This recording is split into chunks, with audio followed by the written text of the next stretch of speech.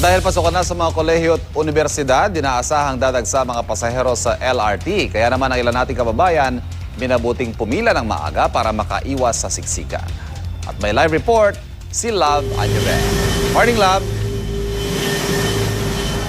Good morning, Ivan. Kung mapapansin mo sa likuran ko, no, medyo walang masyadong pila ngayon. Dahil tuloy-tuloy pa rin ang crowd control na ipinapatupad ng LRT1 dito sa may Monumento Station para nga mas maging maayos, mas orderly po at maging safe para sa mga pasahero yung kanilang pagsakay dito sa station na to.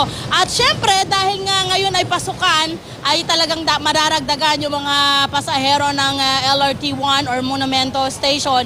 Kaya naman, ay mga umaabot po yan, mga 30,000 hanggang 40,000 ang sumasakay at bumababa dito araw-araw. Ayan po. At 10 to 25% ito, mga estudyante. Kaya minsan po, gabi pa lang, madilim pa lang dito sa area, ay talagang meron ng pilang nararanasan. Siyempre pa, ito po yung pinaka-easy access for the students na nag-aaral po sa mga kolehiyong nag-aaral dyan sa may area ng Intramuros at Taft Avenue. Ayan. At bago yan, kausapin muna natin ang isang estudyante rito.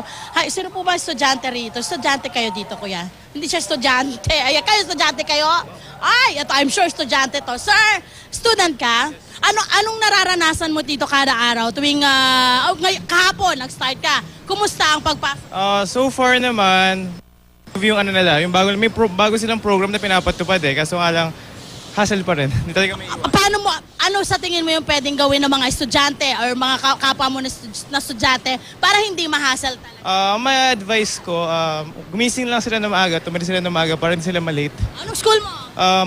De La Salle University po. Okay, thank you. Eto na. At makakausap naman natin ngayon, syempre, ang si Attorney Cabrera para naman magbigay sa atin ng mga update nila dito sa paghahanda ng balik eskwela ng ating mga estudyante at kung ano yung mga dapat gawin din ng ating mga pasahero. Good morning, Attorney! Oo, palagi ka namin nakakausap. Sir, ano po yung mga paghahanda natin ngayong pasukan? Well, unang-una yung itong pasukan, usually kasabay niyan tag-ulan, ano? So as of last week, meron kaming ginawang, inumpisa na namin yung coordination natin with MMDA and then tinitingnan namin yung possibility na pwede tayong maglagay ng bumungan or ng tent o kaya... Correct. Actually, sir, yun ang isa sa, nung nag-report ako dito, isa sa mga angal nila, okay naman pumila, kaya lang paano kung umuulan, mababasa nga naman. Sir. Tama yun. Kaya as of last week, inumpisa na natin yung coordination sa MMDA. Kausap na natin yung ibang opisyalis ng MMDA para yung possibility na maglalagay tayo ng walkway doon sa baba na kung saan may bubong para hindi apektado ng ulan yung ating mga mananakay. Ano po yung pinakamagandang tip na may bibigay muna natin sa ating mga mananakay ngayon dito sa LRT1 para naman maging hassle-free ang kanilang pagbiyahe? Well, actually, yung lagi kong inuulit, pinaka-the best time to ride LRT is yung between 6 to 7. Kasi pagdating ng alas 7, talagang dagsana ng tao yan.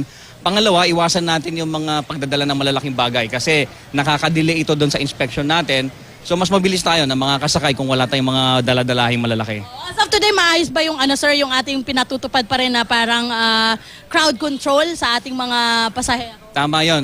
Mga 2 weeks ago, inumpisan natin yan. Hanggang ngayon, tuloy-tuloy pa rin yung ating crowd control system. Kumusta ang response ng mga ating mga pasahero? Well, maganda. Actually, kahapon, nung dagsa ang estudyante, dalawa lang yung nag-complain doon sa crowd control. Doon sa base, doon sa aking mga text na na-receive, dalawa lang yung nag-complain. All the rest, okay naman. Okay, maraming salamat, Attorney Cabrera. At mga kapuso, tandaan po natin, syempre para po mas maging maayos at systematic po ang ating pagbiyahe, talaga namang mas maganda kung maaga tayong aalis sa ating mga tahanan.